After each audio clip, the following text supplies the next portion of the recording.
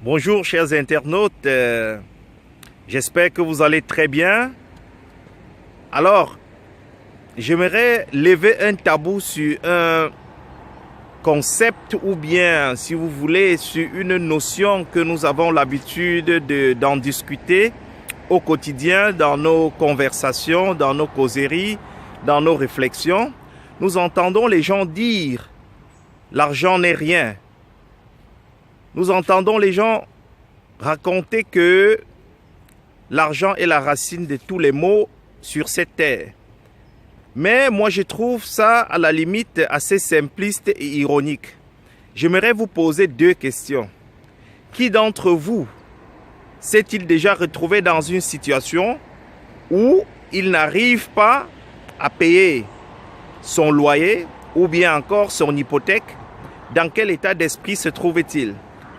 Je vous assure que c'est le stress qui le gagne, c'est la peur de recevoir des coups de téléphone.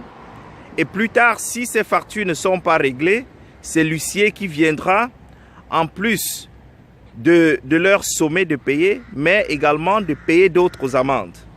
C'est la raison pour laquelle, dans cette petite vidéo, il me semble important que nous puissions lever le tabou sur cette notion d'argent. D'ailleurs, un auteur, chantre et père fondateur du développement personnel moderne, Zig Ziglar, déclarait que l'argent n'est certes pas la chose la plus importante de la vie, mais elle est assez proche de l'oxygène. J'aime bien cette citation en anglais.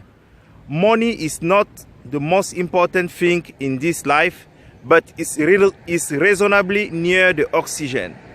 Alors, sur ce, j'aimerais que nous nous appesantissions un tout petit peu sur l'importance de l'argent dans nos vies.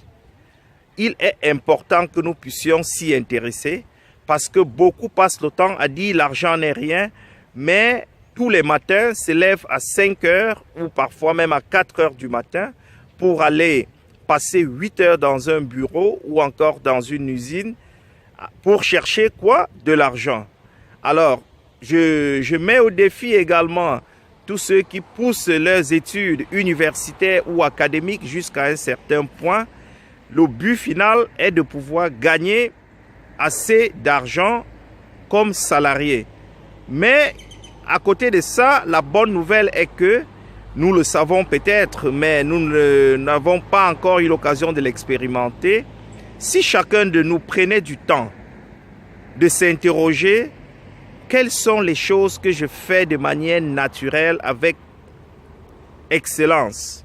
Ou encore, demander autour d'eux, aux personnes qui les côtoient au quotidien, quelles sont les activités, les domaines dans lesquels vous m'appréciez le plus? Je crois qu'en répondant à ces questions, ils auraient découvert un certain nombre de potentialités, un certain nombre d'habiletés et de compétences qui leur permettraient de les développer afin de pouvoir créer des services qui pourraient mettre à la disposition d'autres personnes ou même des produits. Nous avons autour de nous des femmes qui font très bien la cuisine, qui font très bien des gâteaux, d'autres qui ont ce qu'on appelle l'intelligence kinesthésique, c'est-à-dire qu'elles ont une habileté à faire de la couture, à faire de la coiffure. Nous avons des personnes qui ont une capacité mnémonique capable de retenir des chapitres entiers des livres à la virgule près. Alors, toutes ces potentialités et ces capacités peuvent être mises à disposition d'un certain nombre de structures ou de personnes qui peuvent en être dans le besoin. Alors, de ce fait, j'invite chacun de vous, une fois de plus, à faire son bilan de compétences afin d'entrer dans l'année 2018, sachant exactement quels sont les points forts, les points faibles et les points d'effort. Le bilan de compétences jusqu'à présent coûte 150 € et je vous invite à me contacter dès que possible afin que nous puissions ensemble tirer au clair quelles sont vos compétences qui vous permettent de sortir de la routine quotidienne et pourquoi pas d'envisager un avenir avec beaucoup plus de sérénité et d'optimisme. Merci une fois de plus. J'espère que cette vidéo vous fera beaucoup de bien. Bon dimanche à tout le monde. Merci, merci. Au revoir. J'étais Roger Noisy, psychologue de formation, coach de vie, résident au Grand-Duché du Luxembourg.